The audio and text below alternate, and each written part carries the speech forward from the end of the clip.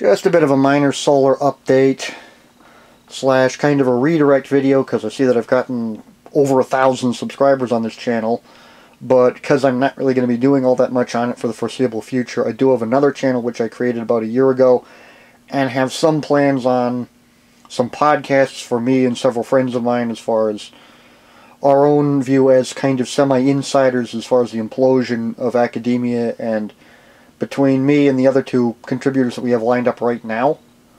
neither of whom have major YouTube presence, but I've known these guys for one case almost a decade, in the other case almost half a decade, and we've got 20-odd years of college experience and 7 engineering degrees between us, so yeah, we have some input as far as just how college is going completely pear-shaped, which probably a lot of those, if you're in the kind of demographics who tend to watch my stuff, you'd already know, but we have a great deal of insight that we could give. Also, especially with things like with the Gilets jaunes in France, which is still ongoing, even though the media's kind of memory hold it. Likewise with the blackouts in Venezuela, all the censorship they're trying to push due to that certain thing in Kiwi land where, oh, this guy who really likes communist China says we should implement a whole bunch of things. Let's do what he says. But yeah. Anyways, one of the things as far as my own research is that with things like this, which is a completely independent photovoltaic system, as in the batteries in this system have not seen mains electricity since they were made in early 2016 in Illinois. And between stuff that's been running off the inverter directly, or off the solar directly through the charge controllers in the inverter, and what's been running off the batteries like right now, because it's after 9 p.m. And of course it's dark when, solar doesn't work unless you're in things like a subsidized solar field in Spain and you hook up generators to the grid feed, which is a story you'll hear as far as shining floodlights on the PV arrays, which they didn't do. It was just more of a direct backfeed either into the GTI DC inputs or a grid synchronized inverter. But long story short, these photovoltaic arrays were generating electricity at night because their subsidies were so nuts that actually paid to run liquid fuel generators to backfeed the grid, because stupid,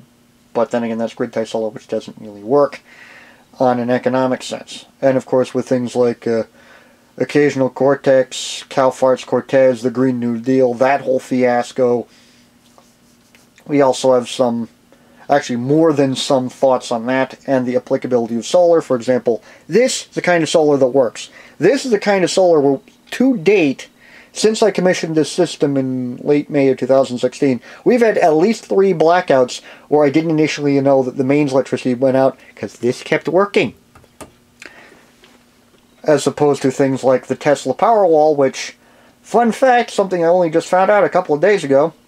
if the Tesla Powerwall loses its internet connection for 48 hours,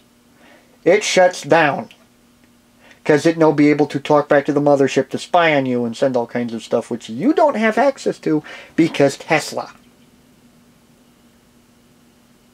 But yeah, it's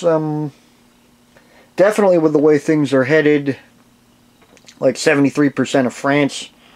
or at least 73% of Paris's population wanting some level of electricity independence, things like food independence, and with things like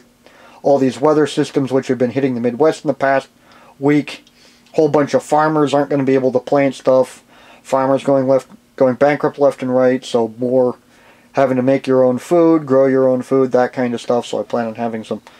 material on that on my other channel, stuff on this kind of practical solar, as well as a system which I'm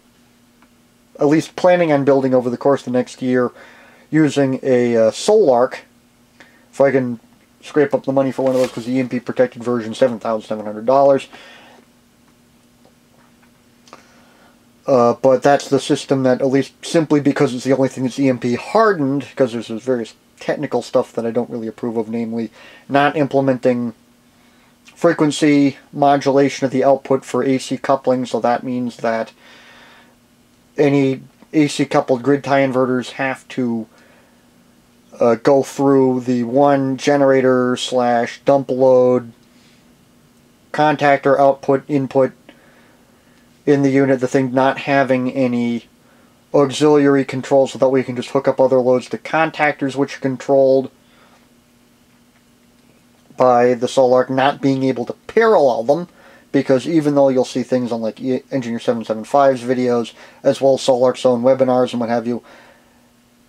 they're looking at the whole thing as far as, oh, it's 8 kVA and 20 kVA surge, that can do any residential thing. Well, not if you have machine shops and welding shops, which I plan on having both of. Especially anything where you've got multiple people working on it. I just see it's an artificial limitation on the size of the system, but anyways, bit of a ramble, which is what I tend to do with this because my brain's all over the place as far as technical stuff, but then again, I know a lot, but everything bleeds into everything else. So yeah, it's, anyways, no, I'm not dead. Yes, I hope I'm having some material at least getting into this summer.